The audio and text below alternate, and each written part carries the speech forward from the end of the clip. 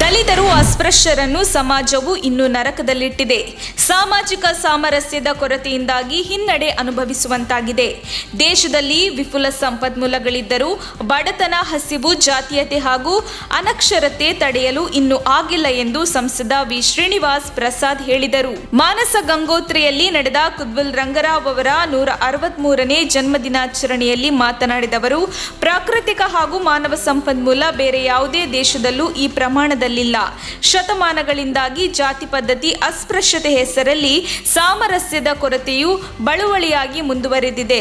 ಸಂವಿಧಾನ ಜಾರಿಯಾಗಿ 72 ವರ್ಷ ಕಳೆದರೂ ಪಿಡುಗುಗಳು ಅಳಿದಿಲ್ಲ ಎಂದರು.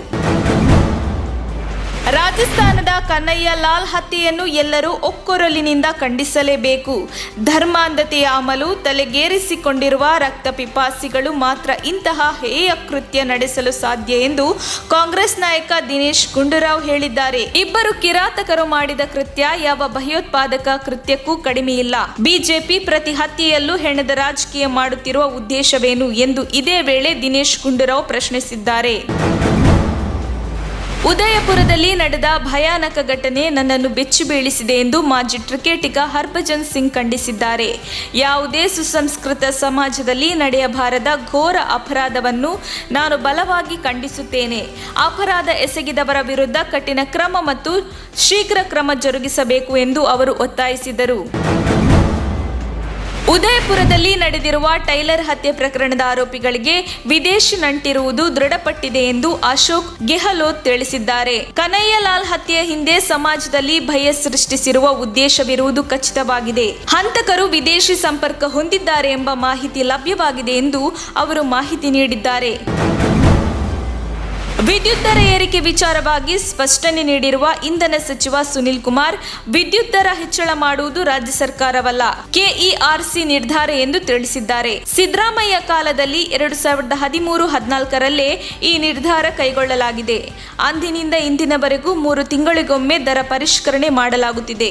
ಇಲ್ಲಿ ಸರ್ಕಾರದಿಂದ ಯಾವುದೇ ದರ ಹೆಚ್ಚಳ ಮಾಡಿಲ್ಲ ಎಂದು ಅವರು ತಿಳಿಸಿದರು. ರಾಜಸ್ಥಾನದ ಉದಯಪುರದಲ್ಲಿ ಟೈಲರ್ ಕನ್ನಯ್ಯ ಲಾಲ್ ಎಂಬುವರನ್ನು ಇಬ್ಬರು ದುಷ್ಕರ್ಮಿಗಳು ಮಂಗಳವಾರ ಕತ್ತು ಸೀಳಿ ಹತ್ಯೆ ಮಾಡಿರುವುದನ್ನು ಪಶ್ಚಿಮ ಬಂಗಾಳ ಮುಖ್ಯಮಂತ್ರಿ ಮಮತಾ ಬ್ಯಾನರ್ಜಿ ಖಂಡಿಸಿದ್ದು, ಹಿಂಸಾಚಾರ ಮತ್ತು ಉಗ್ರವಾದವನ್ನು ಒಪ್ಪಲಾಗದು ಎಂದು ಅವರು ಹೇಳಿದ್ದಾರೆ. ಉದಯಪುರದಲ್ಲಿ ನಡೆದ ಹತ್ಯೆಯನ್ನು ತೀವ್ರವಾಗಿ ಖಂಡಿಸುತ್ತೇನೆ, ಕಾನೂನು ಕ್ರಮ ಕೈಗೊಳ್ಳಲಿದೆ, ಎಲ್ಲರೂ ಶಾಂತಿ ಕಾಪಾಡಬೇಕು ಎಂದು ಟ್ವೀಟ್ ಮಾಡಿದ್ದಾರೆ. ರಾಜಸ್ಥಾನದಲ್ಲಿ ನಡೆದ ಹಿಂದೂ ಟೈಲರ್ ಹತ್ಯೆ ನಾಚಿಕೇಡು. ಇದೊಂದು ವ್ಯವಸ್ಥಿತ ಸಂಚು. ದೇಶದಲ್ಲಿ ಮತ್ತೆ ಭಯೋತ್ಪಾದಕ ಚಟುವಟಿಕೆ ಶುರುವಾಗಿದೆ ಎಂದು ಬಿಜೆಪಿ ರಾಜ್ಯಾಧ್ಯಕ್ಷ ನಳಿನ್ ಕುಮಾರ್ ಕಟೀಲ್ ಹೇಳಿದ್ದಾರೆ. ಮಂಗಳೂರಿನಲ್ಲಿ ಸುದ್ದಿಗಾರರೊಂದಿಗೆ ಮಾತನಾಡಿದವರು, ಇದೇ ಮಾದರಿಯಲ್ಲಿ ಶಿವಮೊಗ್ಗದಲ್ಲೂ ಹರ್ಷನ ಹತ್ಯೆ ನಡೆದಿತ್ತು. ಹರ್ಷನ ಕತ್ತು ಸೀಳಿ ಹತ್ಯೆ ಮಾಡಿ ಅದರ ವಿಡಿಯೋ ತಂಗಿಗೆ ಕಳುಹಿಸಲಾಗಿತ್ತು.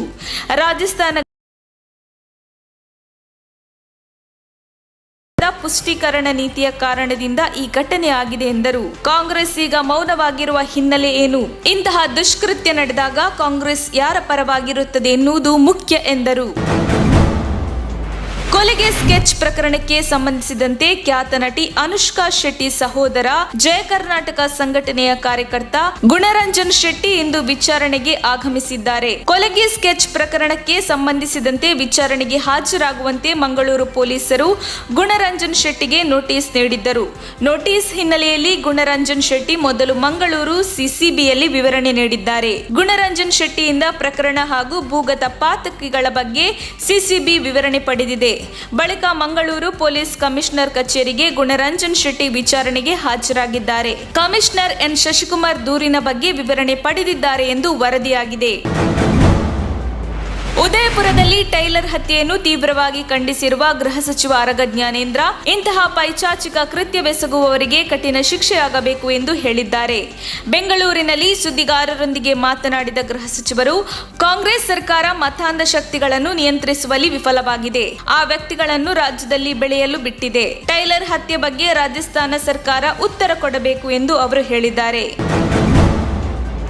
ಚುನಾವಣೆಗೆ 6 ತಿಂಗಳ ಮುಂಚಿತವಾಗಿಯೇ ಮುಖ್ಯಮಂತ್ರಿ ಅಭ್ಯರ್ಥಿಯನ್ನು ಘೋಷಣೆ ಮಾಡಬೇಕು ಎಂಬ ಸಿದ್ದರಾಮಯ್ಯ ಬೆಂಬಲಿಗರ ಒತ್ತಾಯಕ್ಕೆ ಕಾಂಗ್ರೆಸ್ ಹೈಕಮಾಂಡ್ ಸಹಮತ ವ್ಯಕ್ತಪಡಿಸಿಲ್ಲ ಎಂದು ತಿಳಿದು ಬಂದಿದ್ದು, ಸಾಮೂಹಿಕ ನಾಯಕತ್ವದಲ್ಲಿ ಚುನಾವಣೆ ಎದುರಿಸಿ ಪಕ್ಷ ಅಧಿಕಾರಕ್ಕೆ ಬರಲಿ ಎಂದು ರಾಹುಲ್ ತಿಳಿಸಿದ್ದಾರೆ ಎನ್ನಲಾಗಿದೆ.